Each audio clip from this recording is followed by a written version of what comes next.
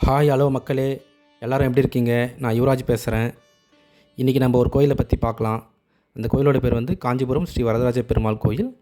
இந்த கோயில் வந்து காஞ்சிபுரம் பஸ் ஸ்டாண்ட்லேருந்து ஒரு 5 கிலோமீட்டர் தொலைவில் காஞ்சிபுரம் மாநகருக்குள்ளேயே அமைஞ்சிருக்குங்க. இந்த கோயில் 108 திவ்ய தேசங்களில் 31வது திவ்ய தேசமாக கருதப்படுது. மேலும் இந்த கோயில் வந்து பார்த்திங்கன்னா 3 பிரசித்தி பெற்ற வைணவ தலங்களில் இது 3வது தலம். முதலாவது ஸ்ரீரங்கம் ரங்கநாத சுவாமி கோயில், 2வது திருப்பதி ஏழுமலையான் கோயில், 3வது இந்த காஞ்சிபுரம் ஸ்ரீ வரதராஜ பெருமாள் கோயில். அடுத்து இந்த கோயிலோட அமைவிடம் பற்றி பார்க்கலாங்க. இந்த கோயிலோட மூலவர் வந்து பார்த்திங்கன்னா வேகமலை அப்படின்ட்டு ஒரு சிறிய குன்றுங்க. அதில் வந்து குடைவரை கோயிலாக தான் இந்த மூலவர் வந்து செதுக்கப்பட்டிருப்பார். அதை நீங்கள் எப்படி தெரிஞ்சுக்கலாம்னா, நீங்கள் சன்னிதானம் போகிற வழியில் ஒரு 50 படிக்கட்டுலேருந்து 100 படிக்கட்டுக்குள்ளே இருக்கும். அது மேலே ஏறி போய் தான் நீங்கள் வந்து மூலவர் சந்நிதியை வந்து அடைய முடியுங்க. இதிலேருந்து நம்ம வந்து ஒரு சிறிய குன்று அப்படின்றத தெரிஞ்சுக்கலாம்.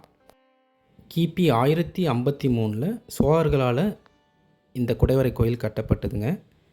அடுத்து வந்த சோழ மன்னர்களான குலோத்துங்க சோழரும் விக்ரம சோழரும் இந்த கோயிலை மேலும் விரிவுபடுத்தி தாயார் சந்நிதி, அபிஷேக மண்டபம் முதலியவற்றை வந்து கட்டினாங்க.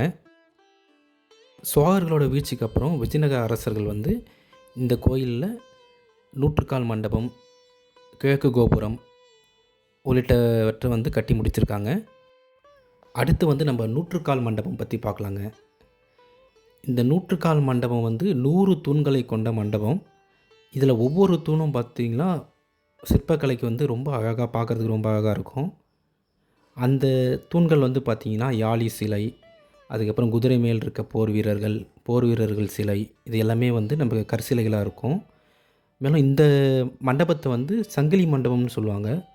ஏன் அப்படி சொல்கிறாங்கன்னா, இந்த மண்டபத்தோட 4 முனைகளிலும் வந்து பார்த்திங்கன்னா நம்மளுக்கு கற்சங்கிலிகளால் அந்த காலத்தில் கட்டியிருக்காங்க. அது பார்க்குறதுக்கு ரொம்ப அழகாகவும் அற்புதமாகவும் இருக்கும். அடுத்து அத்திவரதர் பற்றி பார்க்கலாங்க. இந்த கோயில் குலத்தோட பேர் வந்து அனந்த சரஸ் அப்படின்னு சொல்கிறாங்க. இந்த கோயில் குளத்தில் வந்து அத்தி மரத்தால் செய்யப்பட்ட பெருமாள் வந்து குடிக்கொண்டிருக்காருங்க. ஒவ்வொரு 40 வருஷத்துக்கு ஒரு முறையும் அத்திவரதர் வந்து பொதுமக்கள் தரிசனத்துக்காக வைக்கப்படுவார்.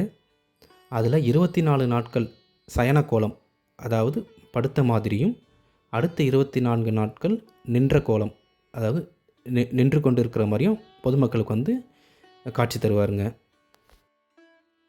அடுத்து வைணவ புனித நூலாக கருதப்படுகின்ற 4000 திவ்ய பிரபந்தத்தில் இந்த கோயிலை பற்றிய பாசுரங்கள் பாடப்பெற்றிருக்குங்க. திருமங்கை ஆழ்வாரால் 4 பாசுரங்களும், பூதத்தாழ்வாரால் 2 பாசுரங்களும், பேய் ஆழ்வாரால் 1 பாசுரமும் பாடப்பெற்று இது வந்து 108 திவ்ய தேசங்களில் ஒன்றாக கருதப்படுது. அடுத்து திருவிழா பற்றி பார்க்கலாங்க. ஒவ்வொரு வருடம் வைகாசி மாதத்தில் உற்சவர் திருவிழா வந்து ரொம்ப பிரசித்தி பெற்ற திருவிழாங்க.